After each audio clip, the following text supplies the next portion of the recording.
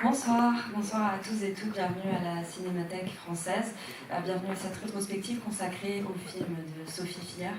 Un peu à la manière de Grande Petite, on est triste, heureux d'organiser cette rétrospective. Triste bien évidemment à cause de cette perte, triste parce que comment ne pas se sentir ému de voir l'émotion de ses collaborateurs, collaboratrices, de ses proches, triste de faire une rétrospective peut-être un peu trop tôt, mais heureux aussi quelque part de pouvoir montrer ses films, montrer l'intégralité quasiment de sa filmographie, de voir une salle aussi remplie, heureux de vous la faire découvrir ou redécouvrir si c'est le cas. Beaucoup de séances seront présentées, je vous invite à regarder notre programme en ligne. Ce samedi 21, à partir de 15h, nous organisons une table ronde juste après la projection du film Gentille. Bien sûr, on vous invite chaleureusement à venir. Aujourd'hui, ce soir, on commence cette rétrospective. En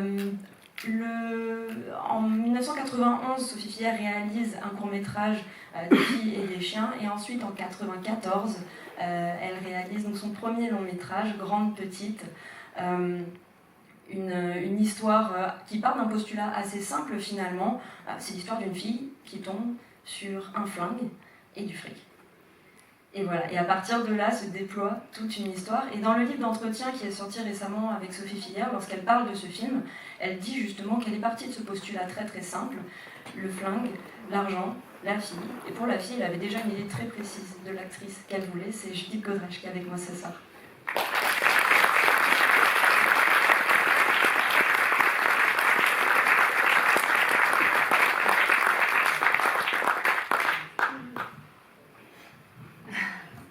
Bonsoir. Pardon, c'est très compliqué pour moi de faire ça, mais je suis très contente de le faire quand même. Excusez-moi, je ne m'attendais pas à être envahie par autant d'émotions en voyant les images de ce montage des films de Sophie.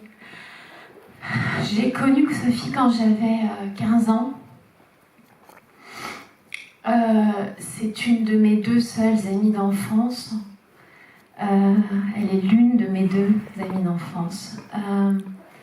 Et se retrouver là ce soir sans elle à présenter ce film dont je ne saurais pas dire qui était la grande, qui elle était la petite. Moi j'aimais à penser que c'était elle la grande. En tout cas elle était grande. Elle est grande. Ce film m'a donné m'a ouvert la porte de sa vie. On s'est rencontrés par hasard et tout de suite je me suis sentie en sécurité à ses côtés, comme une sorte de miroir étrange, de parallèle entre nous. Il y avait quelque chose, un effet miroir et elle, comme moi, elle était rêveuse. Elle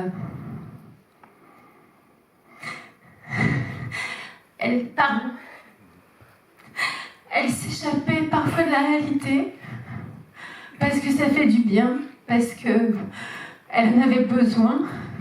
Elle partait dans des grands moments de silence où elle regardait comme ça dans l'espace, et puis moi je me sentais bien à ses côtés, même dans son silence, même dans ses absences, même dans ses souffrances, même dans ses moments difficiles où elle perdait pied, où la réalité justement, elle la perdait de vue. J'ai vécu une grande partie de ma jeunesse donc, et de mon adolescence, ou, je ne sais pas comment on appelle ça, à côté de Sophie. Je l'ai vue avoir Agathe, dont je me suis improvisée une marraine vraiment pourrie. Mais ça me plaisait l'idée d'avoir un titre officiel. Désolée Agathe. En plus j'ai pas mes lunettes donc je vois rien. Je sais que t'es là. Et puis je l'ai vue avoir Adam et puis faire ce film. Donc elle m'a proposé ce film Grande Petite. Pour moi, il n'y avait évidemment aucun doute et même... Enfin, j'étais tellement fière de pouvoir participer au premier film de Sophie. Sophie dont l'originalité, le talent, la particularité était d'écrire avec à la fois cette douceur, ce profond ancrage dans sa propre histoire et en même temps cette fantaisie. C'est quelqu'un qui ne négociait pas avec son désir avec sa liberté d'écriture, quelqu'un qui se laissait être libre dans l'écriture et qui pour moi a inventé un genre, c'est le genre Sophie, quoi. Et sur le tournage de Grande Petite, c'était pareil, c'était le genre Sophie. C'était justement une réalisatrice qui tout à coup est dans ses pensées, s'absente, étant elle-même, étant profondément en contact et en accord avec elle-même, et il faut respecter ça. Et moi, je la regardais penser, en pensant au plan, en pensant à la mise en scène. Je sais qu'elle pensait aussi à moi. Et faire partie de cet univers-là, partager ces moments-là avec elle, c'était à la fois complètement incongru, parce que c'était ma meilleure amie, et en même temps... c'était extrêmement enrichissant et je savais que quoi qu'il arrive, quel que soit peu importe ce que diraient les critiques, peu importe ce que diraient ce que seraient les jugements portés sur son film, moi je savais que ce film-là serait inscrit à un endroit de ma vie, en tout cas pour l'éternité.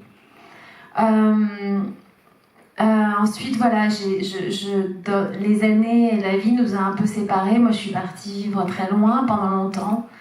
Et puis, au moment où je suis revenue, après 11 ans d'absence de France, et ben Sophie, elle est partie.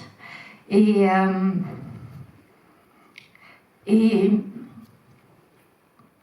pour moi, pardon, je parle de moi,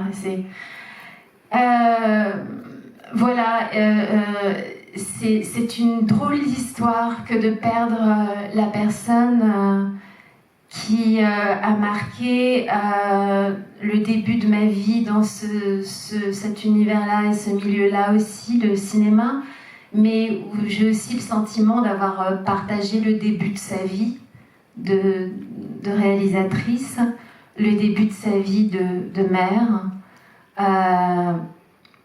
et au moment où je l'aurais peut-être retrouvée, et ben je n'ai pas pu partager la fin de sa vie, mais voilà, elle est sur ma table de chevet.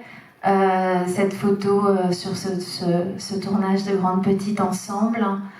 Et puis il m'arrive de penser à moi en ces termes-là, ou de me dire que, en tout cas, si je peux faire vivre son œuvre, sa parole, ses mots, sa poésie, en parlant d'elle, de ses films, voilà, en tout cas, je le ferai tant que moi aussi je le peux. Merci. Merci beaucoup. Merci.